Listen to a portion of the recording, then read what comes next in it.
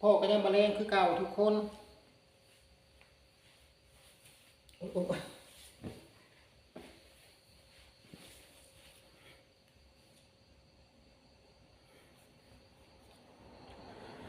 แพทรีก็เป็นไข่ทุกคน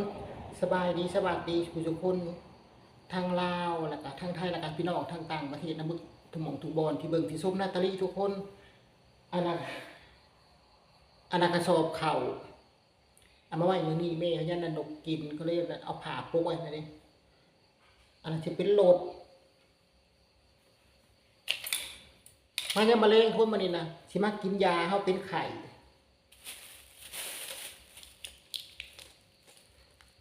อันนี้ยาแก้อักเสบอันนี้ยามีคนเจ็บทุกคน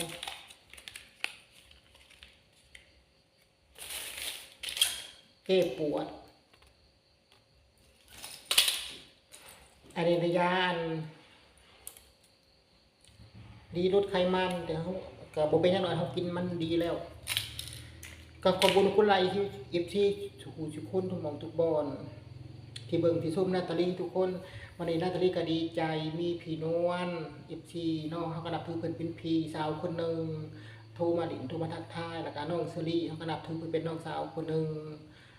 โทรมาคุยโทรมาเว้านำนาตาลีเขาก็ดีใจที่ว่ารับได้คุยได้ที่ว่าคุยกับเฮาได้แล้วทุกคนเขาก็ดีใจคือกันก็นับถือเหมือนพี่เหมือนน้องเนาะที่ว่าเห็นหน้าเห็นตากันเฮาก็ฮักกับเพลงทุกคนถ้าว่าบ่เห็นก็เฮาก็ขึ้นฮอดคือกันคือว่าคือถึงก็คือพี่นวลนะเพิ่นขึ้นเครื่องบินมาตั้งแต่อันเมืองนอกเพิ่นสิมาลงอยู่กรุงเทพเฮาก็คือเป็นห่วงเพิ่นเนาะให้เพิ่นเดินทางตลอดปลอดภัยบุญคุณละลายเชอรี่เบิด FG ทุกคนนั่นแหละเป็นห่วงเบิดทุกคนเพราะว่าแต่ละผู้แต่ละคนทักทายสบายดีเพิ่นเฮาเนาะแต่ละผู้แต่ละคนที่ว่าบ่จักชื่อก็ดีคือกันก็ขอบคุณละลายคือกันทุกคนแต่ละผู้แต่ละคนก็เม่นมากมีแต่ความจริงใจเม่นมาไม่แต่ความจริงใจเว้าออกจากใจเนาะแต่ละคนเม่นมาเว้าเม่นมาคุยกันนี่ก็ยังบ่ได้ตอบยังข้างอยู่คลิปที่ว่าคัดที่เขาอยากเก่าเลยเนาะเขาตัวเข้าไปเฮาบ่ได้อาบน้ำคุณนาตาลีเฮาหนาวก็บ่ว่ากันเลยหนาวคุณเฮาถือกินไข่คือสิช่วงก็บ่ช่วงคือสิเช้าก็บ่เช้าทุกคนเพราะว่าบางเว้นนี่มื้อเช้านี่ก็ว่าเช้าแล้วเฮากินยาไป2 เม็ดยาแก้ปวดแต่ว่ายาอันนี้เฮาบ่ได้กินเฮาไปอาบน้ำแบบหนาวโตคุณเฮามาอาบน้ำหนาวอีกแล้วก็มาใส่เสื้อหนาๆมันเฮาก็ถอดออกเพราะมันหนักเฮามันหนักแล้วลำคาญมันก็บ่อยากลงกระเพาะก็ขึ้นนิดหน่อยเฮากินยาน่ะก็ลงอยู่ก็คุยกับเชอรี่เพิ่นถามนี่ก็สิส่งให้อยู่มันหนักเพลงเนาะเพิ่นเอานำบ่เอาก็ทางเชอรี่พี่กินยานี่ก็ได้มันก็ลงอยู่หั่นนะแต่เฮาก็กินหลายเฮากินลงคลิปมันเลยจะเป็นน่ะเด้ก็ขอบคุณหลายๆ FT ทุกคนทั้งไทยทั้งลาวทั้งต่างประเทศที่เม้นมาเว้ามาคุยที่ว่าเสียเวลามาพักเนาะทุกคนแต่ละคนก็เม้นหลายได้เม้นจนชุดเฮาก็ดีใจทุกคนเม้นเว้าจนชุดความในใจเฮาก็ขอบคุณค่ะคือพี่นวลกับเชอรี่แล้วก็ยายป้าอ้วนพี่สาวน้อยเม่นมาอย่างชุดิเม่นมาครับสิว่าเสียเวลาเม่นมาเนาะเสียเวลาเม่นมาแล้วก็เสียเวลาเบิ่งเฮาขอบคุณค่ะคอยสุขภาพแข็งแรงร่ำให้รวยคอยขึ้นอีกเกินนึงในน้องทองแล้วมาประจุทุกคนแหละผู้เบิ่งผู้ชมนาตาลีกับพี่คนนึงที่เฮาประจักษ์ชื่อกับเม่นมาคือการเม่นเสียเวลากันเนาะเฮาประจักษ์ชื่อเพิ่นกับมิขอบคุณคุณลายทั้งป้าพ้นทิพย์ทั้งไปอะไรคนหลายคนป้าพ้นทิพย์อุดรธานีนอกกับสาวหนิงเมืองโบนบัดทุกคนนั่นล่ะผมคุณหลายกับพี่คนนึงเพิ่นกันที่ว่าเพิ่นเอาเมากอยกับเพิ่นเม่นมากคือการทั้งผู้ทั้งมือ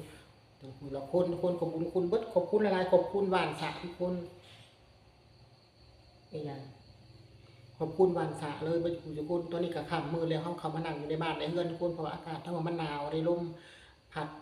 มันพัดลวงมาเลยทุกคนว่ามันนั่นบ้านเฮามันไกลป่ามันผัดแห้งเฮาเลยเข้ามาในบ้านถ้าก็สิมากินยาแล้วก็ไปล้างแข้งล้างขาแล้วก็สิพักผ่อนทุกคนอันนี้เข้ามาแห้งหาร้อยทำไปกิน2 เม็ดก็เป็นพันนะทุกคนอันนี้สิกินตัวนี้ซะมันเพราะว่าเฮานาตาลีเป็นคนไอคิงบอบบางถึงอากาศเย็นมันจะ อยากหนาวอยากหนาวหรือว่าเป็นน้ำมันไปเมื่อวานไปติดน้ำมันคุณหลายๆเห็นบ่ในยาอันนี้แหละอย่าบอกนางเด้อถ้าจะกินขู่กับนี่ทุกคนแก้อักเสบ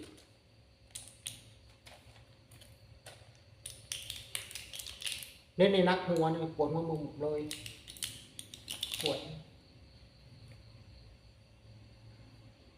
อันตะกี้ทำงานอยู่กรุงเทพทำในห้องแอร์ทุกคนถ้ากมาห้องแอร์อยู่แล้วมันเป็นไข่มันว่าไข่นั้นอยู่ร้านอาหารมันอยู่ชั้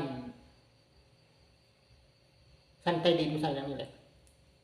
ชั้นหน้าดินมันจะเปิดแอร์ในร้านอาหารหนาวกับเขากะลาเมื่อนอนอยู่หออยู่ห้องอยู่หอหนาว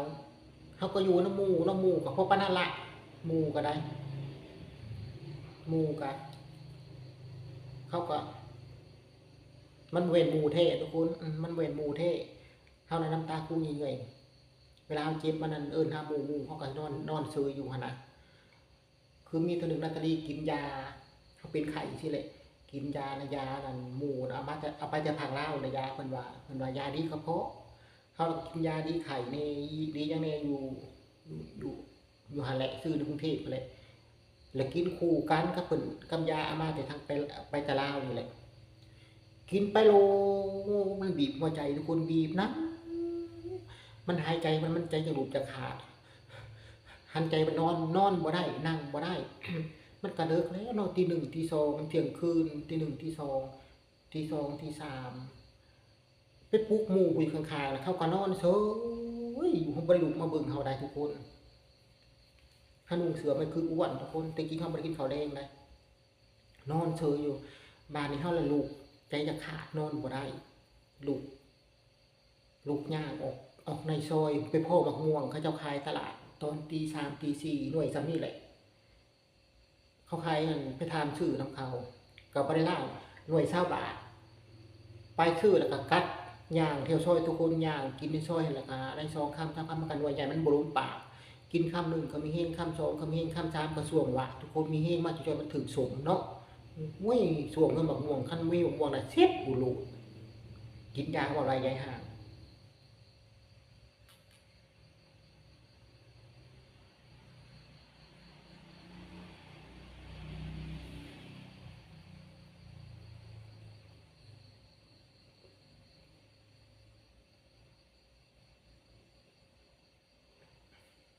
กินมัน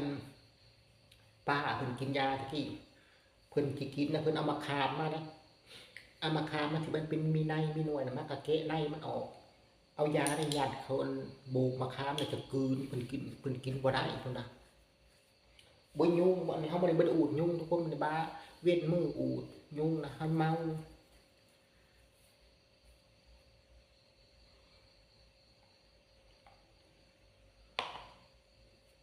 นาตรีคันเป็นอยากเป็นแห้งเป็นไข่ทุกคนอยากเป็นมันจากนั่นช่วงที่ที่ช่วงก็บ่อันนี้กินบ่อันนี้นะกินไป2 เม็ดแล้วแห้ง500 2 เม็ดก็เป็นพันมันสิแห้งเฉพาะกินนะจะกินบัดนอนถ้ากินอีกอันนี้นะงูบ่นี่นะ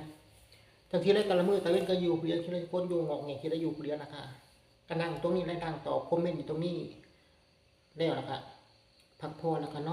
อนพักผ่อนอยู่ผู้เดียวจังซี่แหละเขาถามว่าไม่กลัวหรือบ่ย่านบ่ชินแล้วเคยอยู่ผู้เดียวทุกคนแต่ถ้ามาใหม่ๆจ้ะเขาอยากมาทำนั้นมาใหม่ๆมาอยู่ใหม่เนาะถ้ามาปัดกวาดผมบ้านนั้นนี่บ่มีคนอยู่เป็นเป็น15 ปีเขาบ่อยู่นะเขาก็มาทำความสะอาดอยู่เป็นบ้านพี่น้องแหละมานอนยามมื้อแลงทุกคนเอ้ยใครก็ว่าเฮาควรเข่งยักไปยักไปแม่นยาบะลุงปุงปางลงปุงปางคือมักพร้าวคือมักมีรุ่นนี่ทั้งทึ่งนะคือกระถึกอยู่เพราะบ้านมี2 ชั้นเด้ทั้งทึ่งนะชั้นทึ่งเฮาบ่ได้นอนนำอีกตอนชั้นนี้เสียงบึดคืนดังปะปางแล้วทุกคนว่าให้ฟังแต่เฮาก็ทุนเฮาใจแข็งทุกคนใจแข็งแล้วออกจากบ้านกับเพื่อนคือไปอยู่กรุงเทพกรุงไทยกับไปทำการทำงานกับนอนในห้องกับนอนแต่ผู้เดียวทุกคนนอนในห้องน่ะนอนผู้เดียวจังมุงนะนอนผู้เดียวมีช่วงหนึ่งวัยพานกัน ยังหลายเนาะอ่าตกงานตกการนี่แหละและสาวและพาไปสมัครงานแถวลาดพร้าวนั่นแหละเพิ่นมีหมู่ผู้หญิงเพิ่นไปผากนำหมู่ผู้หญิงเพิ่นก็หางานต่อ กับผู้หญิงคนลาวคือกันนี่แหละหางานต่อกับพานำคนลาวนี่แหละไปอยู่โรงงานก๋วยเตี๋ยวโรงงานเส้น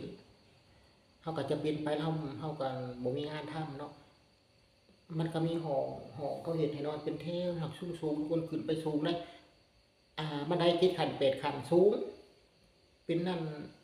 เคยเป็นโครงเหล็กแล้วก็เห็นเป็นโครงเหล็กแล้วปูแป้นนอนนะบังเอิญอันช่วงมื้อเฮาไปนั่นผัดมีคนตายในห้องน่ะห้องที่ว่าเฮาสิไปนอนน่ะเขาผัดบ่บอกมันตกเขาเมาเหล้าตกบันไดตาย ก็มีหมู่บ้านเดียวกันอยู่หั่นแหละมันก็ถามว่ามันบ่บอกเฮาบักห้าขวดนะ ขอโทษเด้อมันว่าเจ้าบ่ย้านบ่อ่าเจ้าบ่ย้านบ่ตอนนั้นก็แต่งตัวเป็นชายยังเป็นเกย์อยู่บ่ได้เป็นจังซี่ยังเป็นเกย์แบบไปง่ายมาง่ายหั่นนะเป็นแต่งเป็นชายเจ้าบ่ย้านบ่พี่มันถามจังซี่แหละเฮาประมาณใจอยู่ว่าเฮาน่ะบ่ย้านอยู่แล้วบ่ย้านมันก็ถามซ้ำอยู่ซั่นแหละเจ้าบ่ย้านบ่ก็ย้านก็มานอนนำเฮามาจังซี่หั่นนะเฮาตอบเขาว่าบ่ย้านหมู่คู่ก็บ่ได้บอกให้เพิ่นก็พอสิบอกให้แน่เนาะเฮากันคนคือกันมึนตาเมาๆพอสิบอกให้แน่ว่าไปนอนอยู่ในห้องเหมือนเขาเสียชีวิตนะปากแห้งเขาเป็นไข้นอนไปแล้วก็มีแต่คนน่ะมาติงเฮาทุกคนมาควงเฮาจังซี่นะมานอนควงติงเฮาจังซี่นะใครแต่ว่านาตาลีนั้นคือพ่อที่พ่อใหญ่ของแม่ของนาตาลีเลยเอาคาถานะให้จมให้ติดตัวไปซั่นซะอืม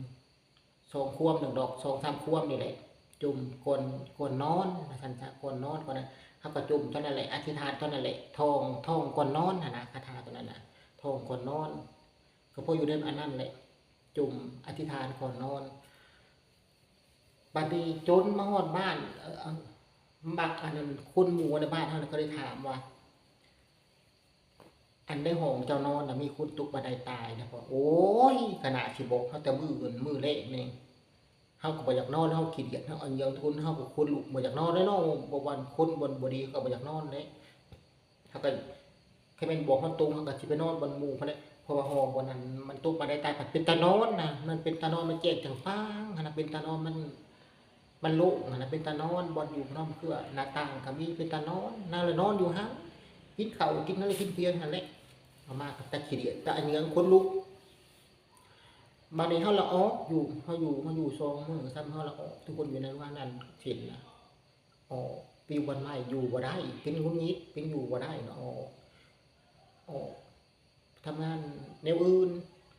พ่ออยู่บ้านเฮ็ดแต่หมู่บักผู้นี้นะมันบอกว่าบ่อนเจ้านอนน่ะห้องเขาเจ้าเสียชีวิตแต่มื้อเจ้ามาโอ้ยนาทีนาสิบอกกูเด้นาทีว่าสิเลยมันพันบ่บอกมีแต่มันว่าคือบ่มานอนห้องเฮาหากบักมันบ่ได้นอนห้องมันไปส่งของตี1ตี2ตี3ตี4จักมานอนหอไปส่งเสร็จเด้อืมมานอนห้องเฮามานอนท่าเฮาก็ได้มันว่าจังซี่มันหาบ่เว้าถ้ามันเว้าแจ้งหัวนักก็หบนักก็หุบกืบแลโดดเด้มาเว้าแจ้งเนาะเฮาก็หบสินแลโดดเด้เฮาก็บ่นอนเด้เฮาก็นอนทุนเฮาก็อาเยืองขี้เดียดให้น้องทุกคนบ่อยากนอนเนาะมาพันบ่เว้าแจ้งซาในวันทุกคนเว้าให้ฟังทุกคนขอบบุญขอบคุณหลายๆทุกผู้ทุกคนทุกหม่องทุกบอน FC แต่ละหม่องแต่ละบอนทั้งไทยทั้งลาวทั้งต่างประเทศที่ว่าเสียเวลาที่เบิ่งที่ชมคลิปนาตาลีเนาะทุกคนเสียเวลาเม่นมาอย่างเต็มที่เลยเม่นเหมือนพี่เหมือนน้องเม่นเหมือนคนรักกันเพ่งกันนะขอบคุณค่ะมื้อเฮากับมื้อคลิปนี้ขอบคุณหลายๆทุกคนทุกหม่องทุกบอนให้สุขภาพแข็งแรงเงินไหลน้องทองไหลมาเด้อเช่นกันทุกคนนอนรับพันดีอยู่ดีมีเฮงค่ะราตรีสวัสดิ์ค่ะพรุ่งนี้พบกันใหม่ค่ะบัดตัดต่อลงเลย